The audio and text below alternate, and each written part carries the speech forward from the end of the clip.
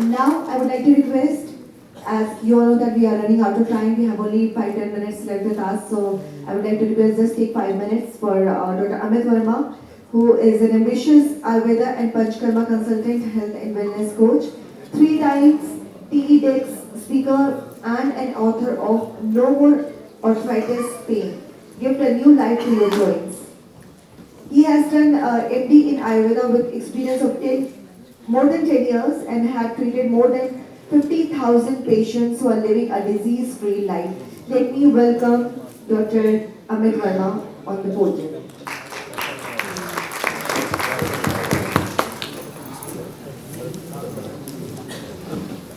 So, good afternoon everyone. हार्दिक अभिनंदन जो सम्मान्य व्यक्ति पर हैं और सभी व्यक्ति जो यहाँ मौजूद हैं। अभी आयुर्वेद के बारे में तो काफ़ी सारी बात आज कर चुके हैं और आपने काफ़ी सुना कि पंचकर्म चिकित्सा कैसे मदद करता है, आयुर्वेदा की मेडिसिन कैसे आपको मदद करती है, किस तरह के रोगों में आप इनकी सहायता ले सकते हैं। तो आज काफ़ी सारे टॉपिक्स पे हमने देखा कि यहाँ बात हो रही है, कुछ बात हुई है मन को लेके, कुछ बात हुई है कि what is the involvement of mind, आपके मन का क्या रोल है किसी भी रोग को होने में, उसको चिकित्सा कैसे की जा सकती है। तो मैं जो अभी बात करना चाहूँगा वो सिंपल सा एक फैक्टर में बात करना चाहूँगा कि आज के टाइम में जो सबसे ज़्यादा डिसीज बढ़ रही है, जिसका जवाब से हमें सिर्फ एक आंसर मिलता है कि आपको ऑटो इम्यून डिसीज हो गई। और सबसे बड़ा क्वेश्चन उसमें ये आता है कि हमारे लिए सब रास्ते बंद हो जाते हैं कि जिस इम्यूनिटी के भरोसे हम सारी जिंदगी निकालते हैं और कि एक हम प्रयत्न करते रहते हैं अलग तरीके से, चाहे योग साधना करें, चाहे मन को कंट्रोल में करें, चाहे हम अपनी डाइट चेंज करते हैं, एक्सरसाइज करते हैं, कि ये इम्यूनिटी हमें सब रोगों से बचा के रखेगी और जब तक इम्यूनिटी बनी हुई है हमारा कोई कुछ नहीं कर सकता। और एक समय ऐसा आता है जब आपको ये बोल जाता है कि आपको ऑटो इम्यून डिसीज हो गई है, आपकी खुद की इम्यूनिटी ही आपको रोग करने लगी और हमें लगता है हमारे सारे रास्ते बंद हो गए हैं।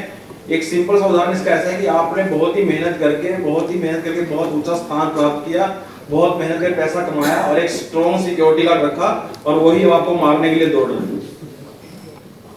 तो उस सिचुएशन में क्या सॉल्यूशन हमें दिखता है, और यही मेरी एक एक्सपर्टीज है जिसमें मैंने बहुत काम किया है कि ऑटोइम्यून डिसीज को भी ठीक किया जा सकता है। अब क्वेश्चन ये आता है कि ऑटोइम्यून डिसीज ठीक कैसे हो सकती है, जब हमारी इम्यूनिटी हमारे अगेंस्ट खड़ी हो गई है तो ठीक कैसे हो सकती है। तो आयुर्वेद के अनुसार या किसी भी आप सिस्टम को समझने की कोशिश कीजिए कि ऐसा क्या रीजन है कि हमें आज ऑटोइम्यून डिसीज होने लगी है। तो उसका सबसे पहला जो लिंक आता है, हमेशा मैं उसका पहला लिंक करता हूं आहार से।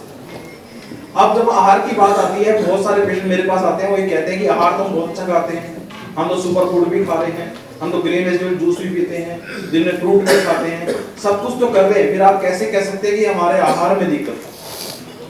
तो जब भी हम आहार की बात करते हैं, मैं हमेशा एक बात बोलता हूं कि हमें कभी भी किसी चीज की बात करने से पहले हम विहार कैसा कर रहे हैं, आहार कैसा कर रहे हैं, हमें पहले उसमें देखना है कि हम उसमें आचार कैसा फॉलो कर रहे हैं। आचार खाने वाला नहीं, आचार उसके नियमों की बात करो कि उसमें आचार कैसा फॉलो करें। आचार की बात क्या आती है, जैसे सिंपल एग्जांपल देता हूं, आप सब महिलाएं यहाँ बैठी हैं, आप एक घर में मिक्सर ग्राइंडर होगा, राइट, आप सभी अच्छी कंपनियों मिक्सर ग्राइंडर लाते हैं, कोई बेकार कंपनियां नहीं लेके आता, अच्छी स्कीम्स भी मिलती हैं, साथ में कंटेनर भी मिलता है। और क्या होता है कि आप जब चटनी बनाने के लिए जाते हैं तो आप क्या करते हैं, धनिया पुदीना कुछ भी डालते हैं, उसके बाद पानी फिल करते हैं, उसके बाद ग्राइंडर को चलाते हैं, पहले स्लो स्पीड से, फिर थोड़ा तेज छोड़ करके धीरे चटनी बनाते हैं। अगर मैं आपको कहूं उसी मिक्सर ग्राइंडर को उसी धनिये से, उसी पानी से उसके टॉप तक भर दीजिए, ढक्कन बंद कर दीजिए, चटनी बनेगी नहीं।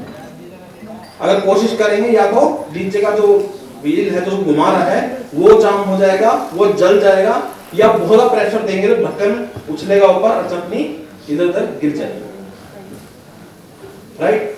अब आपने कोई गलती तो नहीं की, धनिया भी वही था, पानी वही था, फॉलो कहां था, उसका आचार, उसे कोड ऑफ कंडक्ट कि उसके जो नियम बनाए गए हैं कि चटनी कैसे बनती है वो फॉलो नहीं किया। तो इसलिए आप क्या खा रहे हैं क्या नहीं खा रहे हैं, उससे पहले जरूरी है कि आप कैसे खा रहे हैं। जैसे आयुर्वेद में आहार लेने के 8 नियम बताए गए हैं, अष्ट आहार विधि शेषायी, कि आपको आहार खाने के लिए भी इन 8 नियमों को फॉलो करना चाहिए। क्यों खाना बैठ के खाना है, क्यों खाना चबा चबा के खाना चाहिए, क्यों खाने को गर्म खाना चाहिए, ना अधिक ठंडा ना अधिक गर्म खाना चाहिए, वो सब बताया गया है। तो उससे ये आचार फॉलो करना जरूरी है। ऐसे ही आपकी बॉडी के अंदर भी दो सिस्टम, एक आपकी सेंट्रलाइज बॉडी है जिसको मैं बोलता हूँ आपका ये अलग अलग कंपनी के मिक्सर ग्राइंडर अलग अलग स्टेज पे लगे होते हैं। यहाँ से खाना खाया, पहले माउथ के अंदर कुछ एंजाइम आए, उन्होंने उस खाने को ब्रेक डाउन किया, सॉफ्ट किया, फिर स्टमक में आया, स्टमक में दोनों साइड की वॉल्व बंद होती है, स्टमक में उनकी चर्निंग ग्राइंडिंग होती है, खाने को तोड़ा जाता है, तो खाना एक उसके बाद एक सेक आता है, उसके आगे आगे उसके गैस्ट्रिक एम्पटिंग होती है, खाना आपका इंटेस्टाइन में पहुंचता है, स्मॉल इंटेस्टाइन में 6 मीटर लंबी है, खाना घूमता रहता है, पचता रहता है, उसके बाद लार्ज इंटेस्टाइन में आता है, ऐसा खाना आपका डाइजेस्ट होता होता बॉडी में एब्जॉर्ब होता है, एसिमिलेट होता है, आपको मल बाहर निकलता है और जो शरीर के अंदर चाहिए वो मिल जाता है।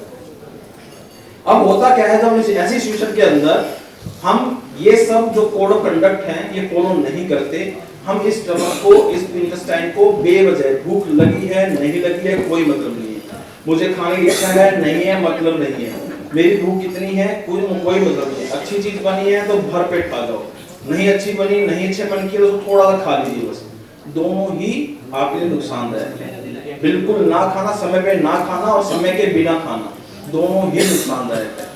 आपको अपनी हंगर और एपेटाइट में फर्क महसूस करना जरूरी है कि आपकी हंगर क्या है, एपेटाइट क्या है, अब कब भूख लगी है, कब आपको सिर्फ सामने चीज देखी उसको देख के खाने की इच्छा पैदा हो रही है, उसको कंट्रोल करना। जैसे आयुर्वेद में बताया गया है, इसको कुक्षी जो हमारा स्टमक है उसको 3 भाग में डिवाइड किया गया है। आपको एक पोर्शन सॉलिड से फिल करना चाहिए, एक पोर्शन आपको लिक्विड से फिल करना चाहिए और एक पोर्शन आपको खाली छोड़ना चाहिए। ऐसा करने से आपके पेट में भी चटनी वैसे ही बनेगी जैसे आपने किचन में बना, वैसा ही स्वाद आएगा खाने में खा के जैसा आपको चटनी खा के स्वाद आएगा। तो ऑटोइम्यून डिसीज शुरुआत यहीं से होती है, because it's not a virus borne, कोई बाहर से नहीं आया है, कोई आपके जीन्स के अंदर नहीं आया है, कोई आपको हेरिडिटरी नहीं है, ये सब आया कहां से? जब आप इस तरह से चीजों को फिल करते रहते स्टमक के अंदर, और जब ये चीजें आपकी इस बॉडी से आपकी एक्चुअल बॉडी में ट्रांसफर होती है, तब इम्यूनिटी उसको देख के शो करती है कि what this is coming, because जब वो चीज जाएगी बॉडी के अंदर, दैट इज अनडाइजेस्टेड फूड, इसको आयुर्वेद में हम आम बोलते हैं कि आम बन गया, that undigested juice which is not recognized by the body, आपका शरीर उसको नहीं पहचान पाता कि ये क्या है, क्योंकि ये तो हमने देखा नहीं, बॉडी को सिंपल सा पता है कि कार्ब्स गए, कार्ब्स डाइजेस्ट हुए तो आपको ये मिल गया, प्रोटीन खाया प्रोटीन डाइजेस्ट, अमीनो एसिड्स मिल गया। लेकिन जब भी वो डाइजेशन प्रॉपर नहीं होता है और वहां पर अमीनो एसिड्स नहीं बनेंगे, इंटरमीडिएट प्रोडक्ट्स बनेंगे, उनको आपकी बॉडी रिकॉग्नाइज नहीं करती, और वो प्रोडक्ट्स जो आपके सिस्टम में एंटर करते हैं, आपकी खुद की इम्यूनिटी प्रोडक्ट्स के ऊपर अटैक करने लगती है। और सीधी सी बात है, तो आपके ऊपर कोई अटैक करेगा तो आप भी कहीं छुपेंगे, ऐसे नहीं सामने कहीं मार मुझे, तो वो जो प्रोडक्ट्स हैं वो आपकी बॉडी के अंदर ऐसा प्लेस ढूंढते हैं, ऐसा डेफिसिट प्लेस ढूंढते हैं जो ऑलरेडी वीक है, और वो प्रोडक्ट्स जाके आपकी बॉडी में वहां स्टोर हो जाते हैं। तब आपकी इम्यूनिटी कंफ्यूज होती है, वो उस प्रोडक्ट के साथ साथ उस ऑर्गन को भी अटैक करती है जहां जाके प्रोडक्ट छुपा है। This is autoimmune disease. अब आप कितनों लगता है कि आप ऑटोइम्यून डिसीज को ठीक कर सकते हैं? Just by correcting this simple mechanism, आप ऑटोइम्यून डिसीज के सिम्टम्स को काफी हद तक कम कर सकते हैं।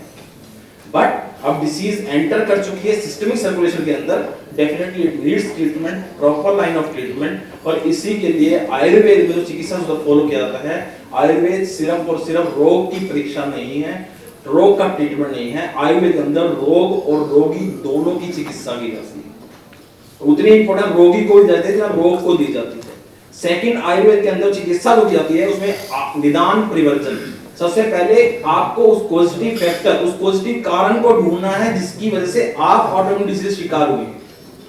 वो आपके लाइफस्टाइल में हो सकती है, आपके डाइट में हो सकती है, किसी भी चीज में हो सकती है, उस कारण को दूर करना है। उसके बाद नंबर आता है आहार, विहार एंड औषध। आपको आहार ठीक करना है, अपना विहार ठीक करना है, लाइफस्टाइल ठीक करना है, एंड देन औषध की कल्पना करनी है। औषध कल्पना में ऑरल मेडिकेशंस भी हो सकती हैं, आपकी पंचकर्म चिकित्सा भी हो सकती है, वो उसके अनुसार होती है। इसलिए आयुर्वेद में अंत में 3 चिकित्सा फिर से बताई गई हैं, दैव्यपाश्रय, युक्तिव्यपाश्रय, सत्वज। दैव्यपाश्रय चिकित्सा जैसे मैम बात करती मन की, मंत्र चिकित्सा, उसमें उपहार है, हवन करना, यज्ञ करना, सब तरह की चिकित्सा जो आती है वो दैव्यपाश्रय चिकित्सा के अंदर। दूसरी चिकित्सा आती है युक्तिव्यपाश्रय। अब युक्तिपाश्रय चिकित्सा में सबसे बड़ी प्रॉब्लम क्या है, आयुर्वेद की युक्तिपाश्रय चिकित्सा लोग खुद करने लगे हैं काउंटर मेडिकेशन से। उनको लगता है आयुर्वेद मेडिसिन को साइड इफेक्ट नहीं है। वो काउंटर मेडिसिन खुद करते हैं, पड़ोसी ने बोला मैंने अश्वगंधा खाया था मेरा दोनों दर्द ठीक हो गया, वो भी हो जाता है अश्वगंधा खाने के। युक्ति उपास्य चिकित्सा एक वैद्य है जिसने उसमें अपनी महारत हासिल की है, वो अपनी युक्ति के अनुसार आपकी और आपके रोग की परीक्षा करके औषध की कल्पना करता है, वो है युक्ति उपास्य चिकित्सा। तीसरी आती है सत्व चिकित्सा, जो हम कह रहे थे सत्व में बात की कि जब कैंसर है हम देखते हैं बट जैसे पता चलता है कैंसर है सब कुछ खत्म हो जाता है। यानी सत्व वाला चिकित्सा की आपको अपने सत्व को जीतने की जरूरत है कि मैं इस बीमारी से लड़ सकता हूं। जब आप ठान लेते हैं कि आप इस बीमारी से लड़ सकते हैं तो आपको कोई नहीं रोक सकता। हम इसी तरह एक प्रोग्राम चलाते हैं, डिसीज करेक्शन प्रोग्राम, जिसमें हमने इंडिया के हर स्टेट से कई सौ लोगों का अर्थराइटिस रिवर्स किया just by 90 days by saying that if you can do it we can help you. जिसके अर्थराइटिस लोग बोलते हैं ठीक नहीं हो सकता। तो this is all about autoimmune disease कि आयुर्वेद कैसे काम करता है ऑटोइम्यून डिसीज अंदर, और आयुर्वेद किस तरह से चिकित्सा करता है और किस तरह की चिकित्सा हम फॉलो करते हैं। और इसीलिए बोलता हूं कि आयुर्वेद जो है वो सिर्फ और सिर्फ आपके रोग के लिए नहीं, आयुर्वेद आपके लिए उस समय से शुरू हो जाता है जब आप एक मां के गर्भ में जन्म लेते हैं। इसलिए आयुर्वेद के अंदर गर्भ संस्कार विधि का विशेष वर्णन किया गया है कि अगर माता गर्भ के दौरान गर्भ संस्कार का पालन करती है तो किस किस तरह के रोगों से उस बच्चे को बचाया जा सकता है। जो आधा बात करते हैं जेनेटिक डिसीज, हेरिडिटी डिसीज, उनको भी रोका जा सकता है काफी हद तक अगर गर्भ संस्कार के सारे नियमों का पालन किया जाए। तो आयुर्वेद आपके गर्भ से शुरू होकर आपकी मृत्यु तक हर रोग में आपके स्वास्थ्य की रक्षा के लिए, आपके रोग की चिकित्सा के लिए आपको हर तरह से मदद करता है। और इसी आयुर्वेद के साथ इसी भारत का विकास होना है। धन्यवाद।